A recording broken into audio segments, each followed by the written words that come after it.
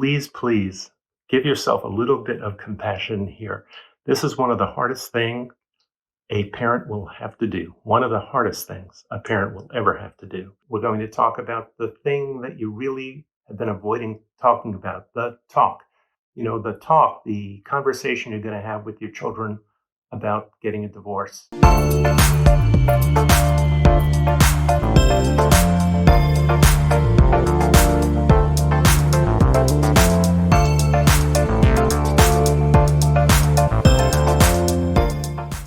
Hi, this is Dr. Marc of Make Sense of the Mess. And today we're going to talk about the thing that you really have been avoiding talking about. For most of you, this probably means you've been agonizing about this for months, if not years, dreading the day where you'd have that conversation. First, and this is really critical, the talk is not the beginning and the end. It's just the beginning of the conversation. As questions come up from the children, you need not be able to answer every single thing that they have to ask you, nor do you need to be able to soothe them absolutely completely. That's irrational, really. You're giving them news that the family is going to change, and it's scary to them, or it may make them angry or resentful, may make them shut down. They may be in complete denial about it and just fade from the ability to discuss any of this. So it's really critical that you set the stage for the talk with the notion in mind that this is not the end of the conversation. It's just the beginning of a conversation. In order to have the conversation, in order to have this talk, it's really critical that the children be in a comfortable and familiar setting, which means home. Don't do this out in public because you don't know how a child's going to respond.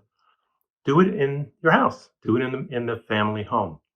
Preferably, it's the two of you making this presentation. Here's some guidelines to consider. 1, make sure that you give them information that you need to have them have in a simple way that is related to their developmental level, their ages, what they can hear, and their sensitivity. 2, speak in simple declarative sentences. Say what you need to say and no more, and then wait for a response before moving on to the second thing. The third thing to keep in mind here is that it needs to appear to the children as though you're unified in telling them this news. If one of you is going to sit there sullenly or shake their head or deny that this is something you want to do, that's only going to confuse the children. It's going to cause them far more distress than is necessary for this talk. You need to rehearse this. What you're going to say, how you're going to say it. I would do it out loud. If the two of you don't know how to do that together, then please go see a mental health professional who will help you rehearse this. That's the critical part of how you do this. Your tone needs to be reassuring. If nothing else, it needs to be reassuring. So you're going to give the information, you're going to dose it a little bit at a time, and then wait for a response, and then allow the children to regress if they need to. That means crying, whining, complaining. It can mean running up to their room and closing the door or slamming the door. It could mean them just dissolving in tears or sitting there looking in shock. They need to have both of you available to them for the aftercare portion of this discussion because it's news no child really wants to hear. So if both of you can be available and not leave, certainly afterwards, you can set the tone, you can dose the information, you can rehearse it in advance.